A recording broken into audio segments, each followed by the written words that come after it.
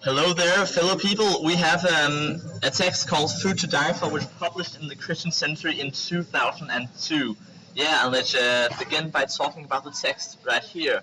Yeah, first a summary of the text. It's called Food Kills. It's a review of another text written by this person we have here, Marion Nessel, and she is a professor at nutrition. And a PhD, so she is kind of credible already. So yeah, we see that. But this text is a review of the book she wrote, which criticizes the big food companies who have taken over the market and have a lot of power today. And in general, the text agrees with the main aspects of the text that Marinette wrote, but we also see that she misses a great point, and that's about food culture. So you could say that it's become kind of a battle between food science versus food culture. So yeah, the author of the text "Food to Die For" ends up by concluding that the cultural aspects have a greater impact on the food habits, the eating habits of Americans than food science.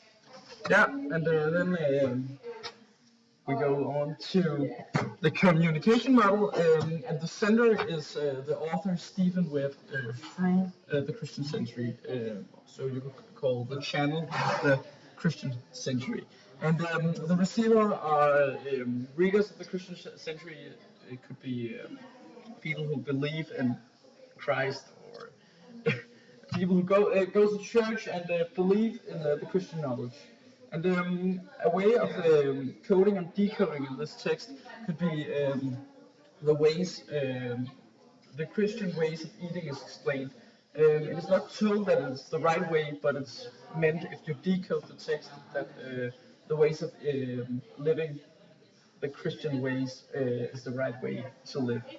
And lastly, the message is that what Marion Nessel is saying what is need to be said, what is needed to be said, but her arguments are weak, and instead we should look to the Christian society and look at how they are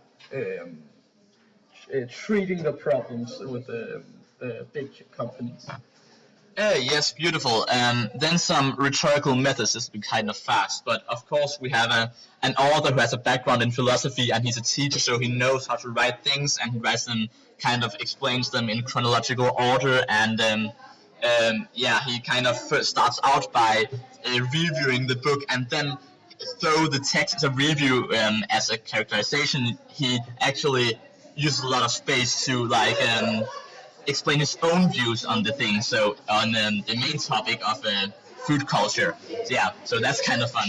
And the purpose of the text, you could say, is to explain, inform, and describe it, and to review this book, of course. And yeah.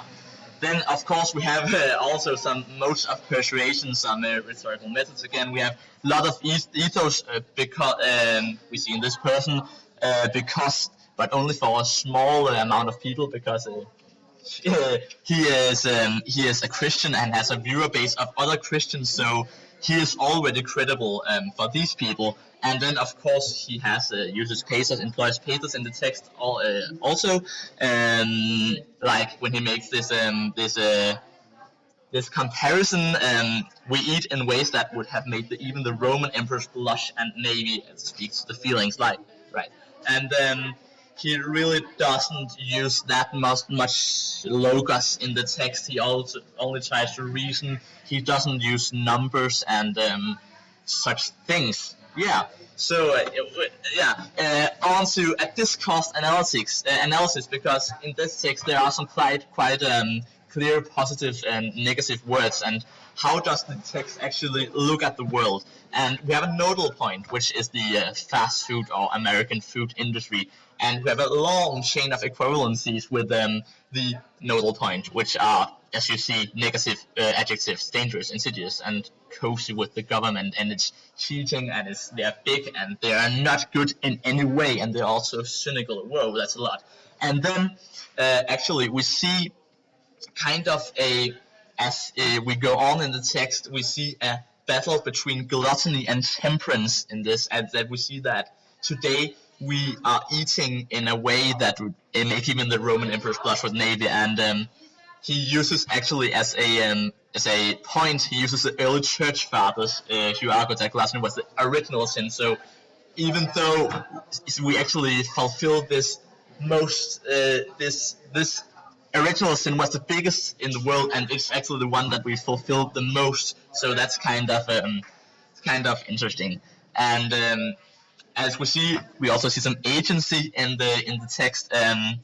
Both actually the consumers and the food industry are acting. So it's not only the big companies that are the bad guys in this. It's also the consumers who actually consume the food, and we see this in these examples here. And now on to Marcus Asbach. Yeah, and lastly, we have reliability and conclusion. And of course, we don't think that the author is very reliable because he's very based in his ways of thinking through Christianity, and he thinks that that the Christian way is the right way to live. So we don't get another view because it's just a